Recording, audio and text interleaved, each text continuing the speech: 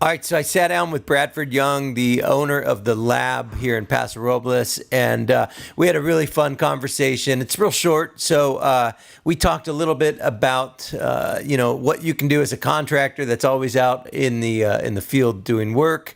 If you don't have time to exercise on a daily basis, some of the tips and tricks that you can use to make sure that you are giving yourself the best opportunity to stay mobile and stay hard. So if you want to hear some of those tips, go ahead and have a listen to the podcast interview that I did. Again, it's Bradford Young, the owner of the lab, and Bradford does the workplace wellness program with us. So if you do me a favor and just subscribe to the podcast and leave your comments. I always read all the comments, so I'd love to hear back from you guys. But also, if you want to get a hold of Bradford Young, I think we're going to post his stuff in the comments as well, or the notes. So that's it. Without further ado, Bradford Young.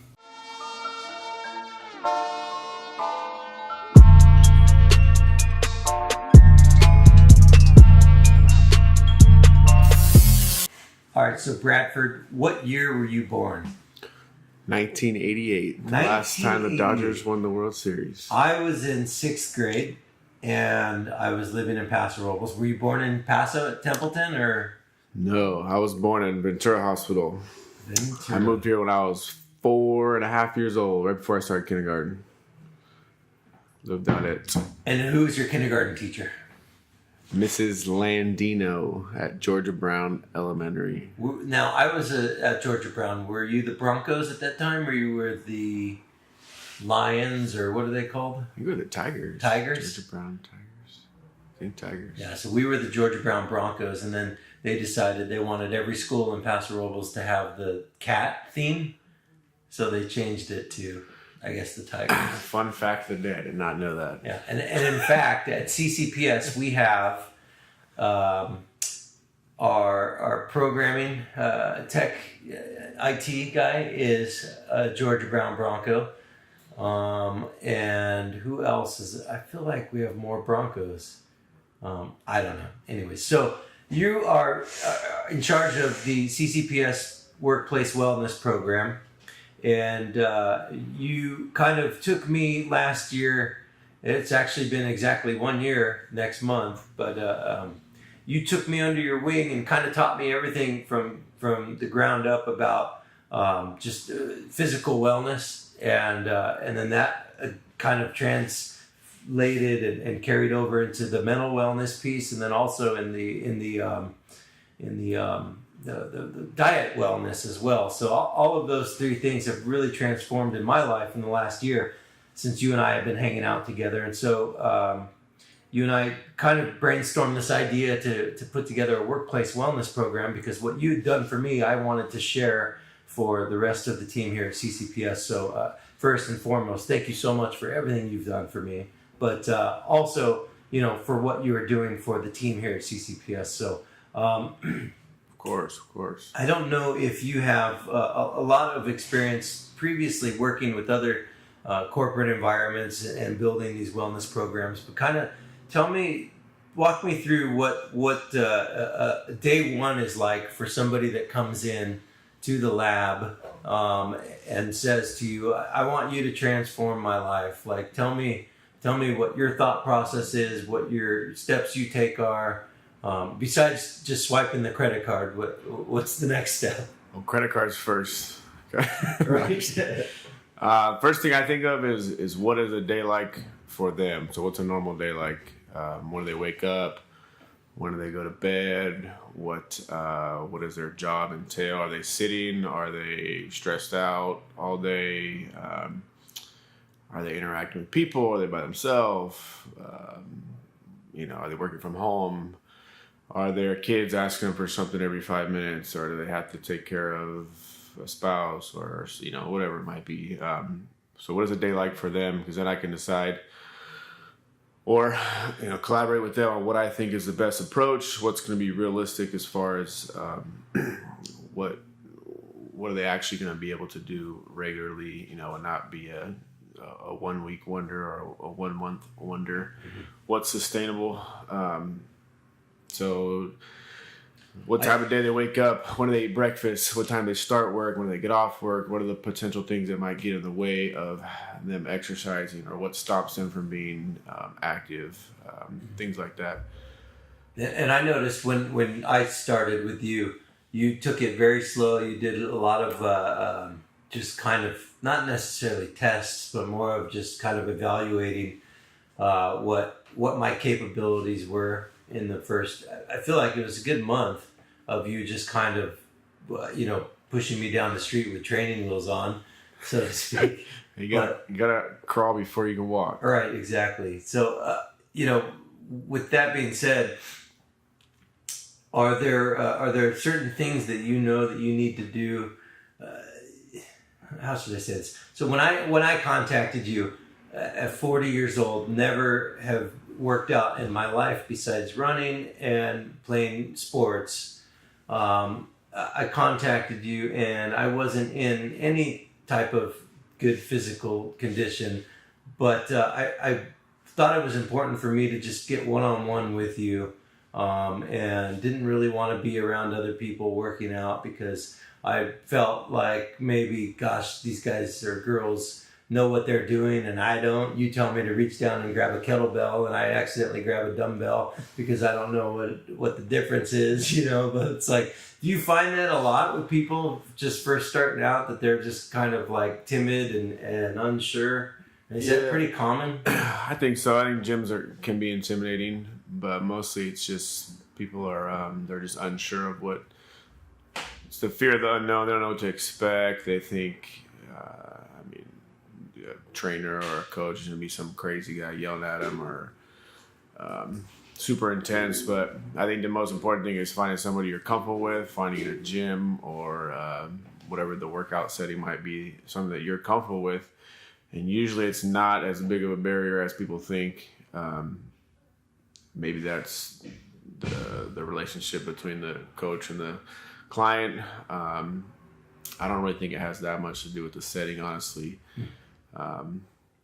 But just being comfortable and then getting people to like kind of let their guard down and then just be able to learn and be willing to learn. I think that's probably the biggest thing, but definitely most people are intimidated by entering a gym for the first time or the first time in a while, but it's never really that big of an issue once you break down that barrier and you get them in the gym and you get them to that first workout or that first week. It all kind of tends to just work itself out. Sure. Now let's switch gears for a minute. So I work out at 4 a.m. with you, and I know off the top of my head there's a couple different people that are quote unquote contractors, like physical labor, construction type people that are making time in their day, even if it's 4 a.m. to get in there and do some physical exercise and some activities. Are there some things, maybe some tips or advice that you can offer to our contractor base, the electrical contractors that we work with as power partners? What are some things that they can do if they can't get to the gym? What are some things that they can do on their own on a daily basis to just kind of maintain, a healthy, I guess, physical condition? So I grew up working. My dad's a mason, so I grew up laying block and working, digging ditches and a little bit of framing, stock and block, doing those types of things. So I can relate from a manual labor perspective. So, whether you're talking electrical contractor or, whatever it might be. Plumber, anything, anybody that works outdoors mainly with their hands, doing manual type labor. From what I see is there's a lot of, what's the word? Not coping mechanisms, but things people do to compensate. Like having a few beers at the end of the day, or things that just kind of get by, or what's the word I'm looking for? Whatever thing, bad habits for lack of a better term. So you're smoking, having 3 Red Bulls a day, or having a burrito at lunch. Fast food, having a 6-pack when you get off work. I think those things are pretty common in the trades. Probably mainly because how taxing the workday can be, physically. So I find that I can say from experience, when I would get off work after, working in the sun for 8 hours, I don't want to go to the gym. I don't want to do anything. Right.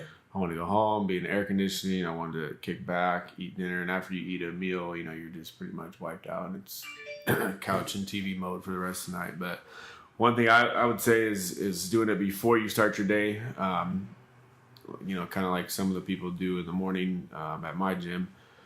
One, you're going to be more awake. You're going to be ready to rock. You're not going to be dragging, sipping on your coffee for the first hour of the work day.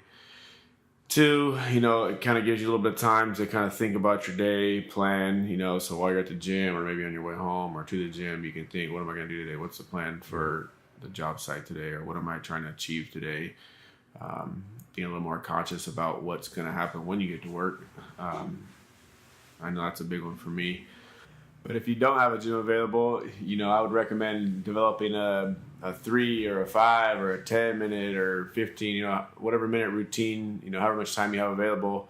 Just get up. You can literally just sit and think for a few minutes, meditate. You can lay on the floor and stretch. You can do a minute of air squats, a minute of push-ups, a minute of sit-ups, something that's going to get you moving, something conscious where you're thinking, don't just go run around the block and, be an autopilot. If you have an exercise bike at home, do something that you're getting your brain firing on all cylinders, you're getting your body temperature up, you're waking yourself up. And break a sweat and then go hop in the shower, have your coffee, and then head off to work. It could be something as easy as 7 minutes in the morning. Everybody hits snooze for 7 minutes, 10 minutes, 15. You don't really need those extra few minutes. Your brain is already awake, so you might as well just get up and do something that's going to help you prepare for your day. And it, like I said, it can be as simple as a minute of squats, sit-ups, push-ups, something very, very simple like that. And it will make all the difference in the world, because everybody knows what it's like to get in your car and be half asleep and get to work and not have your brain awake yet and, be stiff and things like that. So it doesn't have to be complicated, but it'll make all the difference in the world just getting in the habit of that and having a routine every morning. Now, I know you're not a doctor, but what would you say is the most common ailment that people suffer from when they first come into the gym? I can tell you, for me, it was inflammation. It was, mobility and range of motion. Like those are some of my issues when I first started, and they continue to be, but they're getting better, obviously. But like, what would you say is kind of the most common thing? The most common thing that is actually real, probably, would be not being able to put their hands over their head. Really poor shoulder mobility, which affects being able to go overhead. It'll affect being able to push, pull. It'll affect your ability to squat, because your spine's going to be going into flexion all the time, just because people that sit,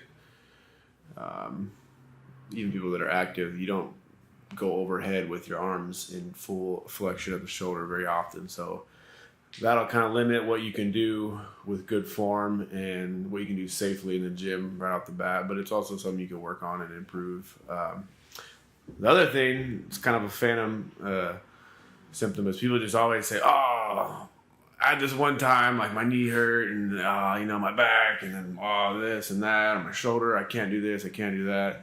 And they've just already put it in their head that they can't do certain things because one time, like 17 years ago, Right, they sprained their knee and they never did anything about it, and they've just been getting weaker and weaker and weaker and avoiding it and avoiding it and avoiding it. And now they have this phantom injury or phantom symptoms. Sure. And then once you put them in a exercise setting and you actually look at it and address it, and you realize, oh, well, nothing's really wrong. You just you just never have actually thought about it and done anything about it. It's easier just to avoid something that was uncomfortable or caused a little bit of pain at some point in your life than it is to address it and actually make a plan of action to where you can fix the problem, which is usually just a movement pattern issue, which can be corrected.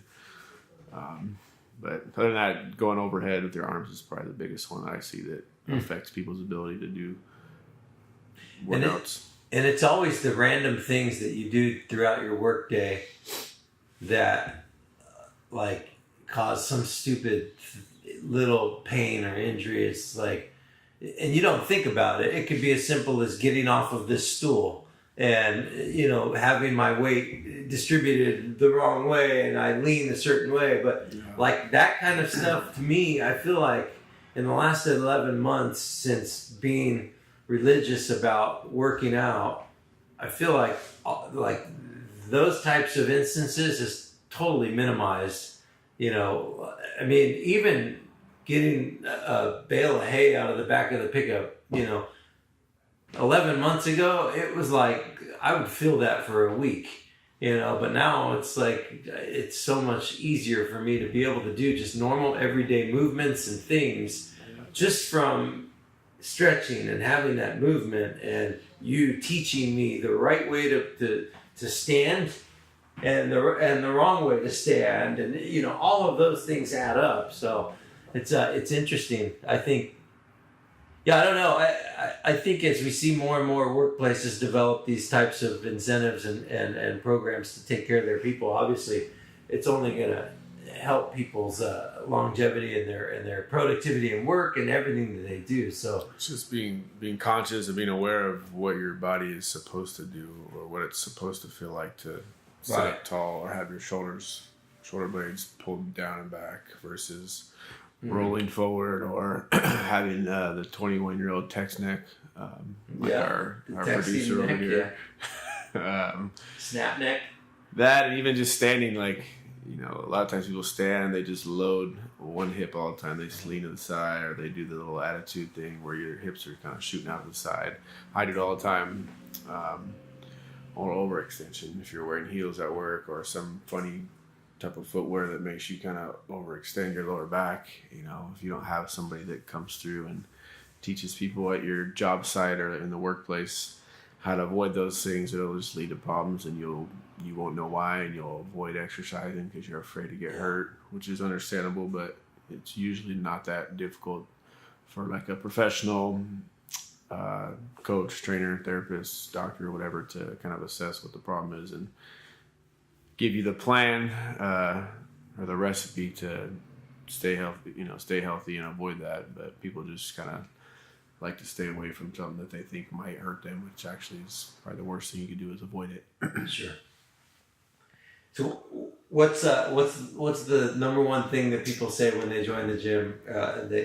Their goal. I know you always ask, what is your goal? And I think my goal, my goal was to get in shape, but it was also to lose weight. And I've lost 5 pounds, not a lot, but my goals have kind of transformed over the last year. So what's the most common goal you hear when people join the gym? Is it lose weight? For females, it would be the T word. I want to get toned. I don't know what that means still. Like skin tone color? They want to look a certain way, but they don't want to do what it takes to look that way because they're misinformed. So I try to educate them on that. And toned is a look of lean muscle. So it would require you to lose a little bit of body fat and gain a little bit of muscle. That's what tone means. Right. But for them, it means like do a lot of cardio at a moderate intensity and hope that you look like an Instagram model one day. Right. For men, that's Nick's goal, wasn't it? Generally women, but there's some guys that fall into that category too. They don't want to get too big. But if it was that easy to get too big, everybody would look like Arnold Schwarzenegger back in the 70s.